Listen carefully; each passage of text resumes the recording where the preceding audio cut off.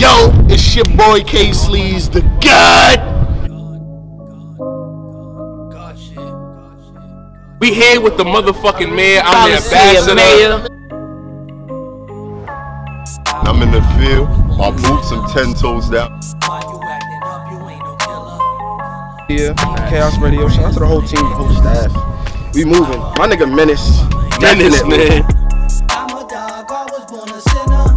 Yo, once again, we got another swagless nigga. All I spit is fact. Definition of a true spitter, swag team, TSA. I know this is. Shout out to Cali Radio. It's lit, man. Cali Media. Shout out to your boy. Season 4. The God. Season 4. Oh my God, is that North New York? Yeah, it might be.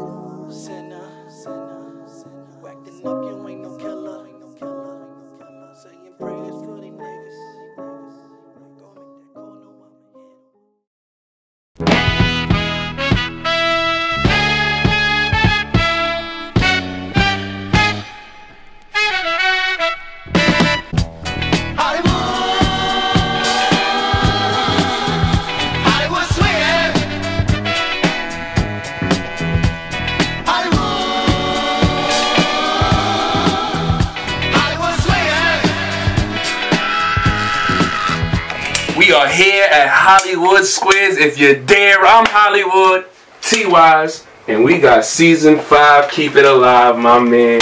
TWAYNE, man. What's the word, man? Talk to me. Word, man. Season 5. How you feeling, man? I'm feeling fantastic, man. Season 5 shit, man. I see you, KS. What's the word? Season 4. Tough block though, word. Okay, TWAYNE, tell us a bit about yourself. What made you even start battle rapping? It was by accident. I was talking shit on Twitter. One of my mans, we was talking shit on Twitter about rapping and shit. I was judging his music, the nigga got tight. So we was just going back and forth, and I was like, yo, fuck out of here, I'll smoke you, like. And then somebody I happen to know, that was his mans, y'all know Cassius Clay. He just happened to be in a battle league, I got bars. And we set this shit up, and then from there, after I smoked him, it was like, let's just keep this going, fuck it is what it is. Okay, were you into music alone before you even did this? I was rapping before, but briefly before, like I wasn't too heavy into it. I mean, I ain't never want to just waste my time just putting out shitty projects and shit, getting 69 views and all that. So, you know, I was chilling. What's the difference between musically rapping and actually battle rapping? Like, what's the different mindset from it?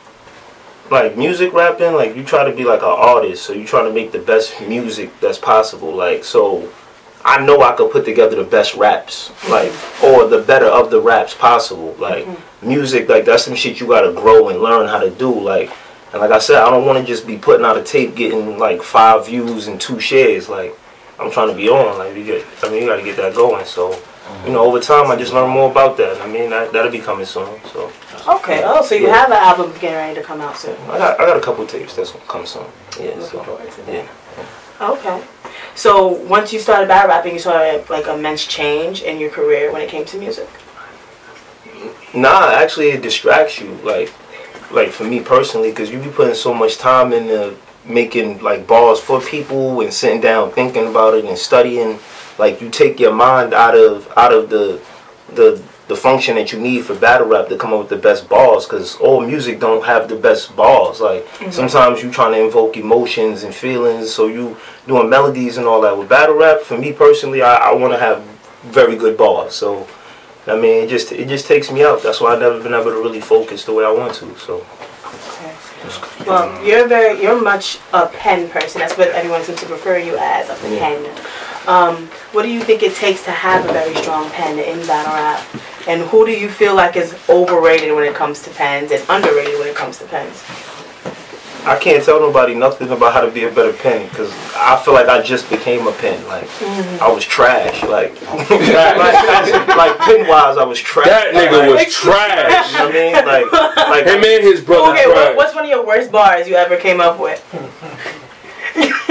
All of them shits. Nah. I ain't gonna front. Like I can't pick up the first, like the actual ball. But if you go back and watch me versus some nigga named Bobby Bats, right?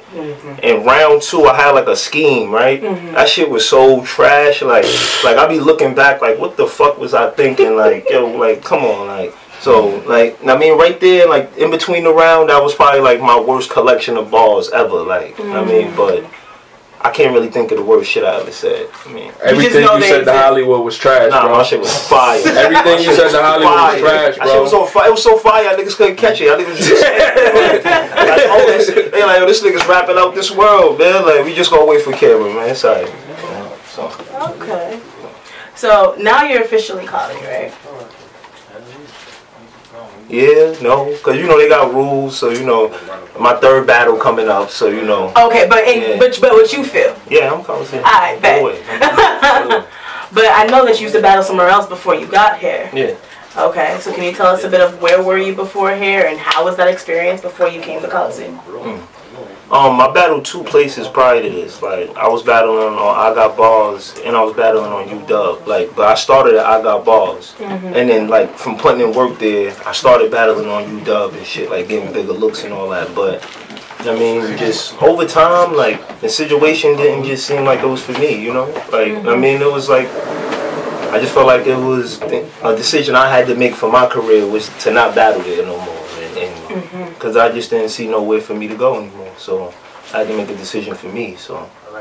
Okay, and you had to move on. Yeah, and then plus I couldn't really get no assurance that you know that wasn't going to be like that moving forward, so I had to do what was best for me. So. All right. And what made you decide to go to Collie? Like, there's many different choices you could have chose, but you chose Coliseum.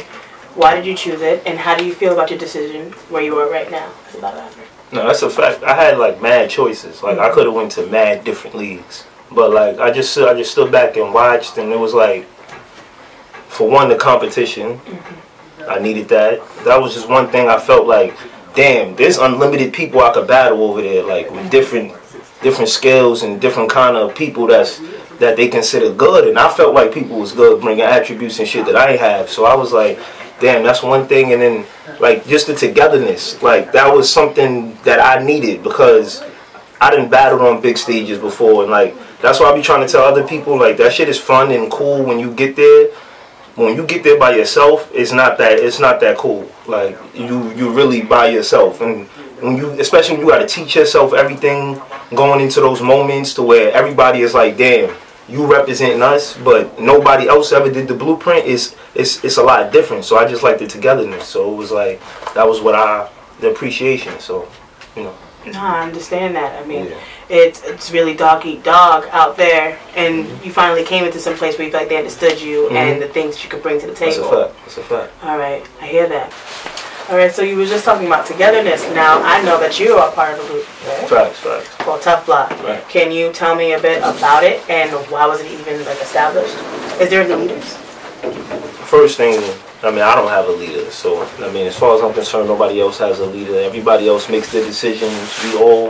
Somebody just feels like they got something they want to do. We give our input, but at the end of the day, you gonna do what you want to do. Like, I'm never gonna publicly bash nobody on my team for making a certain decision if they were to ever leave, anything like that, because that's just not how I am. But I mean, as far as joining Tough Block, it was something big I already had going. You know what I mean? But over time, me and the rest of my people that are in my team now, we just had a camaraderie that it just made sense for me to join that. Like I'll be trying to express this to people. I don't give a fuck if this shit was called Bros on the corner of 149th Street and 3rd Avenue. Like, you know what I mean? That was what my niggas was fucking with, and who else would I be with besides my niggas? Like, you know what I mean? So if it's Tough Block, we Tough Block 100%. Like, that's what we pushing. Tough Block, KS, man. I mean, so you know, as far as I mean, even with the bro, I mean, me and him, we both joined Tough Block at the same time, like, because for me personally, if my brother not valid, nobody, then I'm not valid. Like, that's just how I look at it. That's just how I am. I mean, with shit. So you know. Okay, my question is to you. So how did you meet Digga, and did you meet each other as battle rappers completely separately, or you knew each other before battle rap? Nah, I met him at a event called Rumble in the Bronx, like old Rough Riders, like clubhouse or some shit like that, or Hunts Point or something like that. And that's where like that was the first, that was Big's first battle. Like that was the night I battled Quiet. Like that was Big's first battle. I was when I first met him. Talk that battle Quiet shit, man. I mean, and then over time, like we just built the camaraderie, and it was just, I mean, we chopped it up. We had the same ideas in mind. It was like, yeah, that's what we gonna do. Oh, okay.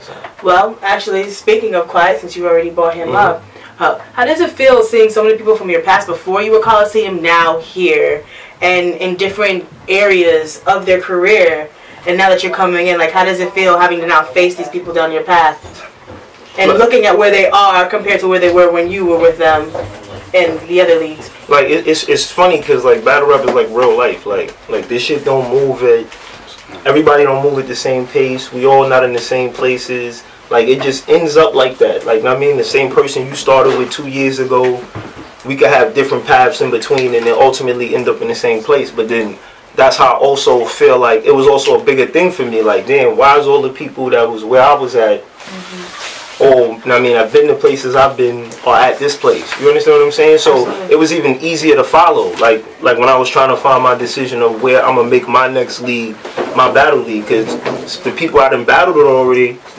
been over there. So I could watch their careers. I could see how they're being rewarded or how the situation goes for their good performances or bad performances to see how it goes along. So it just made it easier. Do you feel like Coliseum was rewarding their players like correctly? Do you feel like they were good for like building and growing? Definitely, absolutely. And that's what kind of like made you go, yeah, this is where. Yeah, and I have like a whole thing behind that too. I feel like everybody is being rewarded the way they need to be. I actually want to know about that whole thing about that. I'm actually going to press on that a little bit more, but I'm going to move forward. But we're going to come back to that. I won't forget. Now, since we brought up Top Quiet, we're going to have to also bring up TSA. We're going to, I guess, a bit of Rogue, but mostly TSA. Because you did jump in on him, and you talked a bit about that. So can you explain the jump in? That nigga want to battle Quiet again, man. We haven't called the rematches, man. First of all, we want to address that. I don't care to get the rematch. Because, a lot of like certain people I battled, if they feel like they won, like smoked you. I don't feel like certain people know how to handle wins, if that makes sense. I'm a winner. Explain it to me. One of the main reasons, like some of the people that they feel like they like when they beat me, why I don't even acknowledge them or even give them too much credit, they don't act like they won before. Like, you understand what I'm saying? Yes. And if so, if I'm so much of a big topic, am I the end all be all? Like that you feel like, yo, I beat TWAYNE and this is the shit I want to talk about for my next couple battles or for so ever long? Like if so, I'm glad I had such an impact in your career and in your life, and I'm glad that I could do that for you. Because at the end of the day, like I said, there's people that done beat me and I done more than them, like a lot more than them. Like did stages than them, bigger moments. I mean, as far as accomplishments, as far as being paid, shit like that. Like, there's just certain things people are not doing because I feel like they get so caught up in the immediate W that they not even working on themselves. Like, it's so easy to catch a win and they be like, I'm good. And then you get caught sleeping. Yeah, but then you're not good. You're not that good. You're actually not. No, you're not that fine. Somebody's been watching you closely as they've been relaxing. Like, oh, all right, I got you next. I see what I'm going to do. And then that's where you at. So. Ah, I see. So you're the type of person, you think you're a big picture type of person. Always. I'm thinking. Always. Okay, so it's not only just about you battling, it's everything that comes afterwards. That's a fact. The numbers, the people you impact, the people who are next. So would you say that it's not just about the battles, but you really are conscious about the career, like you're trying to make a legacy for yourself? In certain ways, because I feel like even if somebody feel like they beat me, I feel like I changed them as a battle rapper. Like, ultimately, like, they always, like, everybody, it don't matter who I am, because you always, and I hate to say that any battle that I might have lost is due to me possibly choking or something like that. But a lot of the times people feel like, damn, I might have got away with one. Or they might think, damn, if he'd have got through that, such and such, this could have went that way. Now, I mean, I don't know for everybody, but I can even tell by the way people rap after they battle me. Who do you think you've changed, even if they may not think it has happened, but you know in your heart that you've changed it. Facts. Dizzy was rapping at a phenomenal level versus Sheffy. Like, phenomenal. Facts. Good looks, Like, bro. Yo, high five to my man Twain. My man, yo, he fired. He hooked me up. He showed me the fastest way to Harlem was the A train and all that. Good brother. Actually, no. Stay here real quick. Uncle Lizzie, come back. Okay. Well, all right. My last question to you, because I did say I was going to come back to the jump in. Yeah. Why did you feel like you needed to do that? Was there something behind it, or it was just for? Wait. Well, which one are you speaking about? Oh yeah, because you jump in a lot. Okay, so better yet, maybe I feel like you can speak for your group in a situation. So, what is your reasons behind the jump ins, and do you have a kind of rhyme or reason, a thought process behind your jump ins, or is it just guerrilla warfare? All right. Out of all the jump ins, we could probably say like majority of them were very good reasons, and there was probably one where we was just like bugging out, and we could all just figure that out. Like we was just bugging out, but all of them, like even with Anti, like the fake jump in, like round two, we got something. Everybody thought I was jumping in right then. You never know, cause like I wanted to leave it to where it was never to a vantage point of him. Like based on if he would have said, well, Twain going da da da da da da da da da. So you just leave it to where it was like, all right, oh, you didn't say nothing. Oh, round three, I really got this chance to really speak to you about something that me and you might have to speak about down the line, because I feel like me and him are gonna have to speak about a lot of things down the line. You and Anti? Yeah, I mean, him and a couple people. It's just the list. It just seems like it's growing sometimes, you know, and then sometimes it just gets smaller. All right, so who are some people you think you still need to talk to? You don't gotta say when or how, but there's just people you think that you really have to talk to. Like most definitely. Most definitely. Clearly Blake. I mean that's just like that's the obvious to everybody. You know what I mean? Or about who I gotta battle. I was telling everybody I want to battle Noah. It don't got nothing to do with me. About him, like I mean, as a skill wise, it's just I mean about certain things he represent and about how I gotta about how I want to show different attributes about me. You mad because he eat pork, bro? We know what it is. I'm real mad about that shit. I'm really angry. Like I know Noah's never gonna have enough though. That's like I told Sway, I don't understand why. Like don't sleep on Noah, man. Okay, well, Anti, of course. Yeah. What about Anti? Like I don't know why people think he like is so fire like that. Like it'd be like no, like you're not that fire. Like go write books or some shit if you just wanna go to your battles and then write your shit on Facebook the next day so it could resonate with us. No, I don't want to do that. Like like in that moment, it's exciting. I mean, like I said, I had lackluster performances, but not all of my performances are lackluster. Okay. For him, it's like I don't think I've seen a non-lackluster performance except against a tough block nigga. And we see how that shit was. We don't even got it. No problem. Anyone else you feel like you need to talk to? Besides all the top niggas, because I mean, I'm only concerned about one spot. Oh, your cable, definitely. I mean, pen shit. Everybody that could write. I mean. Okay. Well, I'm actually happy. It sounds like a lot of people that you need to talk to, and it's funny because I've noticed there's a lot of people who are in Rogue or has battled someone who is Rogue. Rogue shit. And also because of the pen and the creativity and the way that you guys think. And I find that very interesting on how you guys are going to bounce off ideas, because it seems like it's unavoidable. That's a fact. But I feel like everyone and every battle has been getting better. So there is something to take away from it. I agree. I'm actually glad that you came to see me on the show. Oh, and for those who don't know, I am Rogue as well. Yes. But I'm really glad that I got this chance to talk with you. You are actually an amazing mind. I'm actually, like, the first time I saw you, I realized your pen. And I'm looking forward to seeing you in your career where you go. And when you have one of those really, really big wins where I can see it in your face, we're going to have another conversation and update on who you are. And for honor too. Absolutely. For honor too. And also, please tell us about the next battle that you're getting ready to have and who you're battling and what you think about that. We're going to close out. I don't have really too much thoughts on it. I mean, y'all can see it June 9th, June 10th, whatever day it is. For honor too. TWAYNE versus cocaine, nigga. Cocaine, Capo, Fiend. Fiend of the season 4. You know, but. What? Yo, he said the Fiend of season 4, bro. I don't want to give away too much about that. I mean, I just see y'all there, and I'll talk to him. Don't talk to him like that, I have to, man. Don't talk to him like that. Y'all bugging. Y'all letting that boy run around do that. That's crazy. Come on, man. That's crazy. Out here playing with his nose and shit, man. Come on, man. Well, I'm looking forward to that. And this is TWAYNE from Hollywood Squares.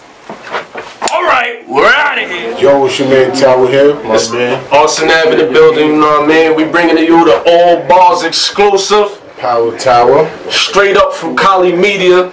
Sure. You know what it is? We bringing the battle reviews to you. Tonight we saw a crazy battle. We seen Hondolo season 2 versus JR season 4. Yo, Tower, how you feel about that battle? That was a fight. They both came in swinging. I'm not gonna lie. I always said I wanted to see more from JR, and he gave me exactly that. Like, he gave me more aggression, more like bars, everything. He elevated his shit a whole other level today. So that was really dope. That's a fact. Like JR. They be talking about JR got the soft voice and this and that. Tonight, he really showed up. His pen was proper. His pen was proper. He was ready. He came for a fight. Hondolo, he came. He showed out. He showed what season 2 do. But we also showed why season 4 better. You know what I'm saying? So how you feel about Hondolo?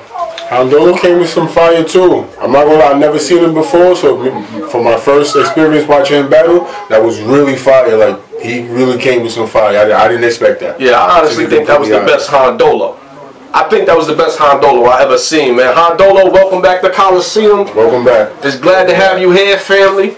You know what I mean? We appreciate you. Awesome now, Coliseum season 4. Tower season 5. This has been the All Bars exclusive. Tower and Austin Ave. Fat Free, Benji Lolo. Fire on the block, baby! Super!